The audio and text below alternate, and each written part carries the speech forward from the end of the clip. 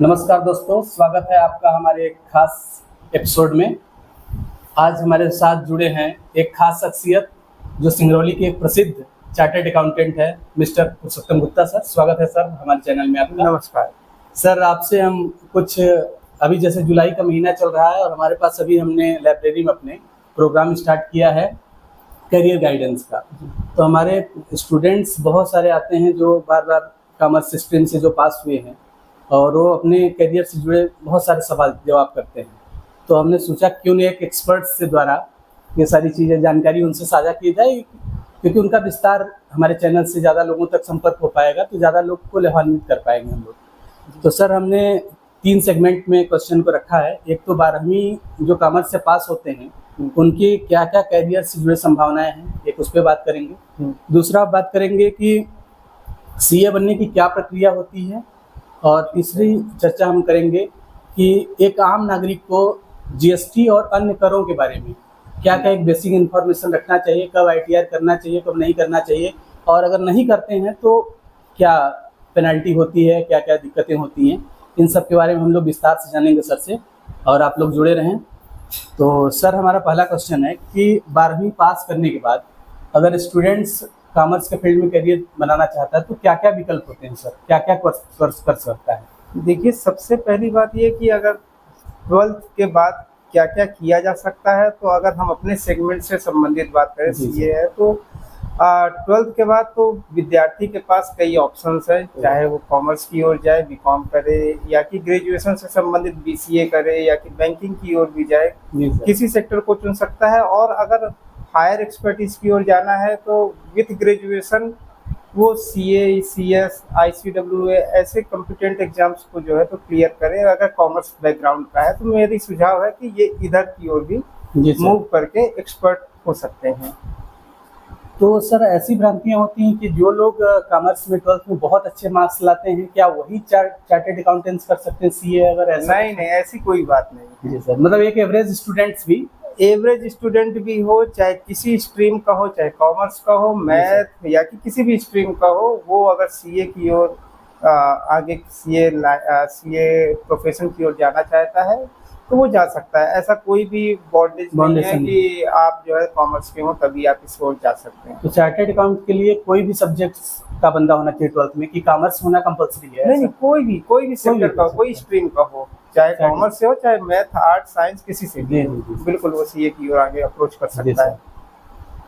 Sir, जिन छात्रों ने maths नहीं लिया है जी, क्योंकि उसमें बात होती है कि बहुत सारे अकाउंट्स में मैथ्स वगैरह सारी चीज़ें चाहिए, हाँ, तो क्या मैथ्स नहीं लिया है तब पर भी वो कर सकता है? बिल्कुल कर सकता है। बल्कि अगर मैं अपना पर्सनल एक्सपीरियंस एक छोटा सा शेयर करूं, जी सर, कि जो मैथ बैकग्राउंड के होते हैं उनके लिए कंपैरेटिवली थोड़ा सा कहीं ना कहीं इजी मैं समझता हूँ, क्योंकि मैथ बैकग्राउंड में शुरुआत में फाउंडेशन वगैरह में मैथ्स थोड़ी हायर लेवल की होती है, जो बच्चे कॉमर्स लाइन के उस समय पढ़े नहीं हुए होते हैं। लेकिन हाँ, कॉमर्स मैथ किसी भी स्ट्रीम के हों, ऐसा कहीं भी कोई इश्यूज नहीं है कि आप सीए की ओर नहीं बढ़ सकते हैं। एक चीज़ है लगन मेहनत चाहिए, बस इतना ही जरूरी है। मतलब एवरेज स्टूडेंट, दर्शकों को बताना चाहूँगा कि एक एवरेज स्टूडेंट्स भी सीए कर सकता है, बस उसके लिए लगन, मेहनत और लगातार परिश्रम की आवश्यकता होती है। बिल्कुल, लगातार परिश्रम तो बहुत ही ज़्यादा इम्पोर्टेंट है। तो सर, अगले पड़ाव में हम ये जानेंगे दूसरे सेगमेंट में कि चार्टर्ड अकाउंट्स बनने के लिए क्या क्या प्रक्रिया होती है, किन किन प्रोसेस से हमको गुजरना पड़ता है। देखिए, ये भी थोड़ा डिटेल में इसको जानेंगे, क्योंकि यहाँ बहुत कंफ्यूजन होता है लड़कों को। जी, और कई बार तो एडमिशन ले ही नहीं पाते हैं कि लंबा प्रोसेस है, 10 साल लगता है, 15 साल लगता है, क्या है वो भ्रांतियों को। अगर बिल्कुल सही तरीके से अपना स्टडी करते गए और हार्ड वर्किंग तो नो डाउट वो चाहिए ही होगा। अगर कोई भी स्टूडेंट इस ओर जाता है तो मिनिमम 4 इयर्स मैं मानता हूँ कि इतना लग जाता है, मिनिमम 4 इयर्स। अब बात आती है कि क्या अप्रोच है, कैसे इसमें मूव ऑन होते हैं। 12th कर लिया, 12th के बाद अब कैसे हमको आगे बढ़ना है, तो सबसे पहला सीए में जो है तो एक फाउंडेशन कोर्स होता है, इसके बाद एक इंटरमीडिएट रहता है। सीए में ट्रेनिंग होती है आर्टिकलशिप, जो किसी सीए प्रैक्टिसिंग सीए के अंडर में 2 साल उसको अपना समय देना पड़ता है और उस दौरान वो वास्तव में प्रैक्टिकल एक्सपीरियंस वहीं गेन होता मिलता है, वहीं गेन होता है। बाकी तो बुक्स नॉलेज तो ठीक है। जी सर। और उसके बाद जो है 2 साल का एक ट्रेनिंग है। लास्ट पहले 3 साल का हुआ करता था और इसके बाद फाइनल एग्जामिनेशन। तो ये सारे पड़ाव, foundation, intermediate, training, final exam, इसके बाद आप जो है जब क्वालिफाइड होंगे तो आपके पास फिर क्वालिफाई होने के बाद 2 ऑप्शंस हैं, या कि आप प्रैक्टिस में जाएं या कि आप प्रोफेशनल जॉब में जाएं। तो वो तो चूज करने पर ही है, लेकिन ये फाउंडेशन, इंटर और फाइनल एग्जामिनेशन विथ मतलब 3 स्टेज में होता है। 3 बिल्कुल। स्टेज में। तो ये पूरी प्रोसेस। सर 12th के बाद क्या कोई एंट्रेंस एग्जाम्स होते हैं क्या इसके? 12th के बाद एंट्रेंस एज सच कुछ नहीं है। वो एंट्रेंस बोले चाहे कि फाउंडेशन एग्जामिनेशन बोले, दोनों सेम चीज ही है। तो कैसे हमारे बच्चों को ये जानने की जरूरत है कि मतलब कैसे हम स्टार्ट करें? जैसे 12th हमारा ग्रेजुएशन हो गया है, 12th अब हम सबसे पहला पड़ाव क्या लें, कैसे स्टार्ट करें? इसके बाद आपको इंस्टीट्यूट में रजिस्ट्रेशन लेना पड़ेगा। ऑनलाइन रजिस्ट्रेशन भी होता है, ऑनलाइन रजिस्ट्रेशन करवाना पड़ेगा। उसकी एक पर्टिकुलर फीस है। आप जब रजिस्ट्रेशन कराएंगे तो इंस्टीट्यूट में आप एनरोल हो जाएंगे। तो आप जैसे ही एनरोल होते हैं तो पहला पड़ाव फाउंडेशन में आप रजिस्टर्ड हो गए। फाउंडेशन का इंस्टीट्यूट हमारी जो है स्टडी मॉड्यूल भी देती है बच्चों को पढ़ने के लिए, कि आपको ये पढ़ने के लिए मटेरियल है, आप इसको पढ़िए। और अपना एग्ज़ाम जब भी है, जनरली साल में 2 साल होते हैं, लेकिन इसको भी बढ़ा भी दिया गया है। नंबर ऑफ टाइम्स एक साल में एग्जाम्स के बढ़ा भी दिए गए हैं। तो उसको फाउंडेशन किया, फाउंडेशन के बाद अगर वो स्टडी मटेरियल को स्टडी करके अगर क्वालिफाई कर गए तो आप अब अगले लेवल इंटरमीडिएट की ओर पहुंच गए। तो हर ईयर में मतलब प्रत्येक ईयर एग्जाम होते होंगे? हाँ, हर साल 2 एग्जाम होते हैं। उसको अभी इंस्टीट्यूट में कुछ चेंजेस भी किया हुआ है, तो 2 से ज्यादा बढ़ाया गया है। नंबर ऑफ टाइम्स 2 से ज्यादा एग्जाम होंगे। तो इस प्रकार से फिर सेकंड पड़ाव में क्या रहता है? सेकेंड पड़ाव में इंटरमीडिएट के एग्जाम्स हैं। इंटरमीडिएट को 2 भागों में तोड़ा गया है कि इंटरमीडिएट में पहला IPCC 1 और IPCC 2, या कि इसको PCC 1 और PCC 2 भी बोलते हैं। तो इसमें भी जो है तो स्टूडेंट के नॉलेज या कि उसकी मेहनत पे डिपेंड करता है कि वो दोनों एग्जाम एक साथ देना चाहता है कि वो अलग अलग एग्जाम को डिपेंड अपॉन कैसी तैयारी है। तो उस हिसाब से जो है चाहे वो एक एग्जाम एक ग्रुप दे, चाहे दोनों ग्रुप एक साथ दे। तो सर यहाँ पास टाइम से ड्यूरेशन कितना लगता होगा इस वाले में लगभग? देखिए, अगर आप अलग अलग देंगे और एक ही बार में आप अटेम्प्ट क्लियर कर पा रहे हैं तो निश्चित है कि 1 साल में आपने इंटरमीडिएट क्लियर कर लिया। अगर आप दोनों एग्जाम, दोनों स्टेज जो हैं एक साथ करना चाहते हैं तो आपका 6 महीने में ही कंप्लीट हो गया। लेकिन इसके पहले आपकी तैयारी भी होनी इस प्रकार से जरूरी है। जी सर। सर जो आर्टिकल सी बताया उसमें 2 साल की ट्रेनिंग है। आपको CA के अंडर में 2 साल की ट्रेनिंग करनी पड़ेगी। तो सर इस एग्जाम की तैयारी के लिए क्या कोचिंग कंपलसरी होती है? कोचिंग लेते हैं? देखिए, कोचिंग ये भी डिपेंड करता है कि हम क्या कर पाएंगे। अगर हमको लगता है कि हम आसानी से हर एक चीज को कॉन्सेप्चुअली समझ पा रहे हैं तो फिर आपको कोचिंग की जरूरत नहीं है। लेकिन कोचिंग अगर कर लेते हैं तो क्लियरिटी ज्यादा आती है। तो ये तो सिचुएशनल है कि आप कैसा। कई लोग ऐसे हैं जो कि कई बच्चे ऐसे होते हैं जो कि खुद से ही जो है अपना सेल्फ स्टडी करके भी क्वालिफाई हो जाते हैं, और कई ऐसे हैं कि करना पड़ता है। वो सिचुएशनल है, कैसा क्या है वो तो बच्चे के ऊपर डिपेंड। सर इसमें बच्चों को यह जानना था कि ये जिसमें फीस वगैरह कैसा क्या होता है? देखिए, एक चीज, सबसे अच्छी चीज, मैं अपना पर्सनल एक्सपीरियंस बोलूँ, CA में ना कोई कैटेगराइजेशन है कि आप OBC हैं, SC ST हैं, जनरल हैं तो आपको इतने % का जो है तो कहीं ना कहीं रिलैक्सेशन दे दिया जाए। बिल्कुल नहीं है। दूसरी अच्छी चीज, जिस प्रोफेशनल, ये जो प्रोफेशनल कोर्स है तो इसमें जो फीस लगती है वो एक प्रकार से बहुत हैवी भी नहीं कहेंगे इसको। आपको हार्डली इंस्टीट्यूट के रजिस्ट्रेशन वगैरह में ये सब, मतलब कि अगर आप CA इंस्टीट्यूट की पढ़ाई के बारे में और जो इंस्टीट्यूट को आप पेमेंट देते हैं, हार्डली 60 to 70,000 वो भी 4 से 5 साल जो लगते हैं। पूरे 5 इस टाइम पीरियड में आपको 60, 70, 80 अराउंड, इससे ज्यादा नहीं है। मतलब आप ऐसा कर 5 सकते हैं कि 1 लाख रुपए में लगभग 1 लाख रुपए के अंदर ही, और बहुत ही सस्ती पढ़ाई कहा जा सकता है इसको। लेकिन सर बहुत मिथ है कि मतलब इसमें सीए में बहुत सारा पैसा लगता है, कई लोग तो इसके कारण भी नहीं कर पाते हैं जानकारी के अभाव में। आउट ऑफ लीग बातें अगर किया जाए तो बात तो यही है कि आप जो है तो 5 साल के कोर्स को 10 साल में अगर करोगे तो भाई बाहर रहोगे, खाना सब चीजें वो अलग चीजें हैं। सर जैसे सीए बनने के बाद क्या क्या जॉब अपॉर्चुनिटी होती है, क्या क्या प्रैक्टिस की संभावनाएं होती हैं, और भविष्य में क्या इसका स्कोप हमेशा बना रहेगा? इस क्षेत्र में थोड़ा सा लोगों को संशय होता है क्योंकि एडमिशन लेते हैं और पढ़ाई करते हैं, तो ये चीज़ें देखिए ध्यान में रहती है बच्चों की।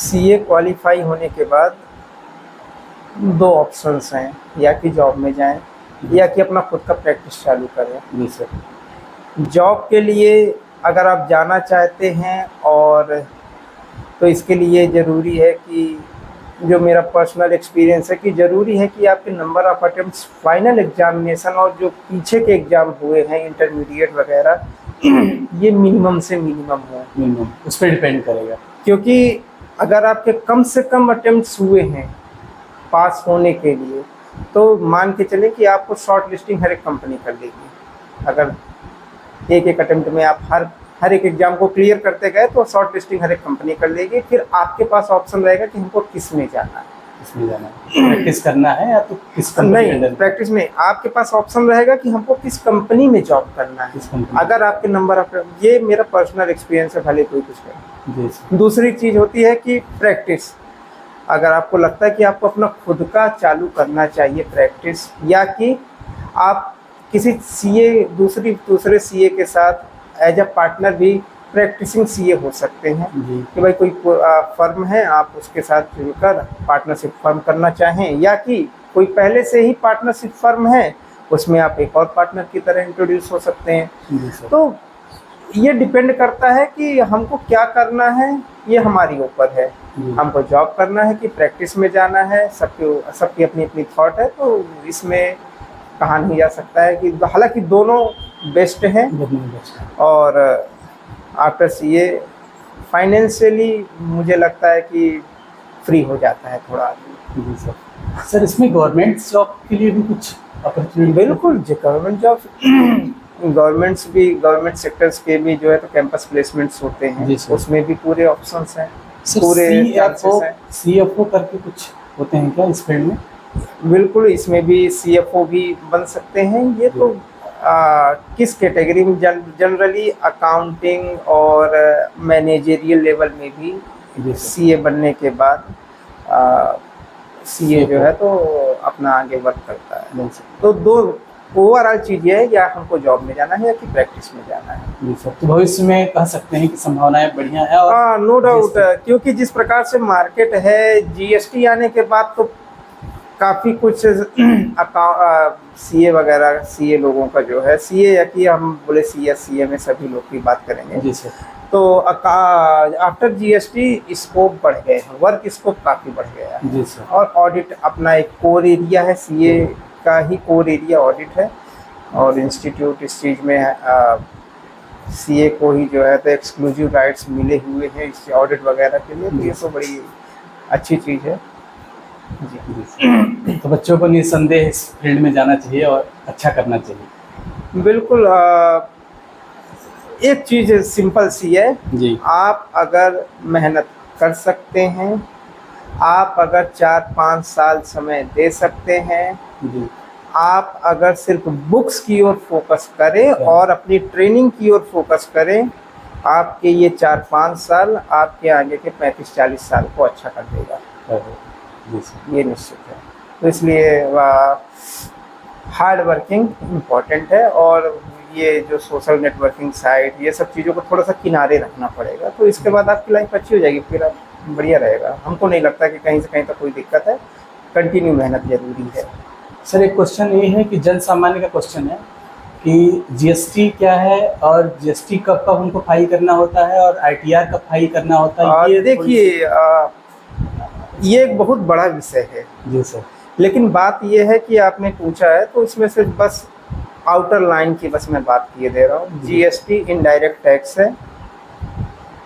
यहाँ पास जीएसटी इनडायरेक्ट टैक्स होने के साथ साथ ये जुलाई 2017 अभी 7-8 साल पुराना ही है। जी सर।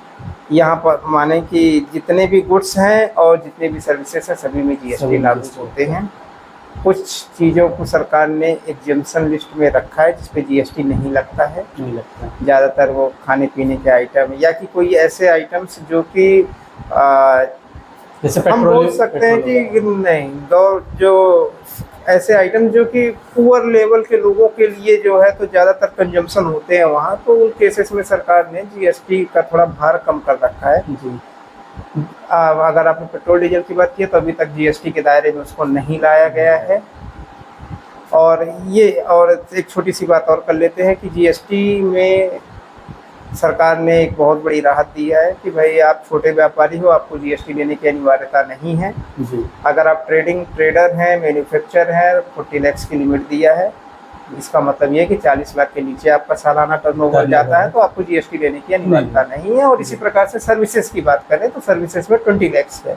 20 लाख। और अब ज़्यादा इसमें बात नहीं करेंगे, बड़ी लंबी कहानी इसमें बातें हैं। अब हम थोड़ा सा इनकम टैक्स की ओर चलते हैं। आपके कहने अनुसार इनकम टैक्स साल में एक ही बार फाइल होगा। इनकम टैक्स जनरली 31 जुलाई लास्ट डेट रहती है। 31 जुलाई रहती है लास्ट डेट, मतलब ये विद इन ड्यू डेट हो गया। इसके लिए कोई गवर्नमेंट चार्जेस नहीं लेती है। लेकिन अगर जैसे ही ड्यू डेट बीत जाता है उसके बाद गवर्नमेंट तब भी फैसिलिटी देता है अपने आईटीआर फाइलिंग करने के लिए, लेकिन विथ सम लेट फीस भी डिपेंड करता है। तो रिटर्न फाइल हो सकते हैं 3 साल का एट अ टाइम फाइल हो सकते हैं, लेकिन अगर आप ड्यू डेट क्रॉस कर चुके हैं तो लेट फीस के साथ जो है रिटर्न फाइल हो सकते हैं। इनकम टैक्स के लिए 31 जुलाई नॉर्मली एक नॉर्मल डेट होती है। और ऑडिटेड केस के लिए जहाँ जो बड़े व्यापारी हैं उनके लिए 31 अक्टूबर की डेट रहती है। सर अगर जीएसटी फाइल नहीं करते हैं, रिटर्न नहीं करते हैं तो फिर क्या पेनल्टी? जिस प्रकार से अभी हमने बोला इनकम टैक्स अगर टाइम से नहीं फाइल हुआ तो लेट फीस सरकार उसमें भी लेट फीस लेती है कि अगर आपका जीएसटी रिटर्न फाइलिंग लेट हुआ है तो आप विथ लेट फीस जो है अपना जीएसटी रिटर्न फाइल करा सकते हैं। जी सर। Okay sir. अब सर अगले युवाओं के लिए कुछ मोटिवेशनल बातें करेंगे और कि सर आपकी जर्नी कैसे रही, मतलब एक स्टूडेंट से लेके एक सक्सेसफुल सीए के रूप में कैसे वो जर्नी रहेगी, थोड़ा सा वो मोटिवेशन का काम करेगा हमारे दर्शकों के लिए, स्टूडेंट्स के लिए। जी सर। क्या चुनौतियाँ आई, कैसे उसको? कई बार अभी हम लोग की बातों में चीज़ आई है। जी सर। सबसे पहली चीज़, अगर आप सीए की ओर बढ़ना चाहते हैं तो हम यही बोलेंगे कि काफ़ी कम खर्चे में किए जाने वाला कोर्स है ये। जी सर। क्योंकि अगर हम एमबीए वगैरह से कंपेयर करें तो वहाँ जितनी फ़ीस लगती है, डॉक्टर्स वगैरह भी जैसे होते हैं तो उनमें जो कॉलेज की फ़ीस होती है गवर्नमेंट वाले छोड़कर तो काफ़ी बड़ी फ़ीस लगती है। तो अगर हम बात करें कुछ पॉजिटिव बात करें तो इसमें ना कोई रिजर्वेशन की बात है। जी सर। कॉस्टिंग के मामले में भी कम है। कॉस्ट भी कम है। जी सर। मेहनत के मामले में बहुत ज़्यादा है। मेहनत के मामले में बहुत ज़्यादा है। वर्क स्कोप भविष्य में बहुत अच्छा है। जी। और कोई भी लड़का 12th के बाद अगर सीए करना चाहता है या सीए में करना चाहता है तो वो बाकी चीज़ों से थोड़ा सा दूर रहेगा तो अच्छा है। बाहरी दुनिया से थोड़ा सा दूर रहेगा, कटना पड़ेगा। जितना बाहरी डेडिकेशन ज़्यादा चाहिए। जितना बाहरी दुनिया से दूर रहेगा उतना ही जल्दी वो बाहरी दुनिया से अटैच होगा। अटैच हो जाएगा। जी सर। क्योंकि जब सीए बनेगा तो बाहरी दुनिया से अटैच होना पड़ेगा। मेहनत तो करनी है नो डाउट बच्चों को। सर आपकी इस पड़ाव में क्या क्या चुनौतियाँ आई, थोड़ा सा? चुनौतियाँ देखिए, हमने जब किया था, अब तो हमको प्रैक्टिसिंग 15 साल हो गए हैं। जी सर। एज ए सीए 15 साल हो गए।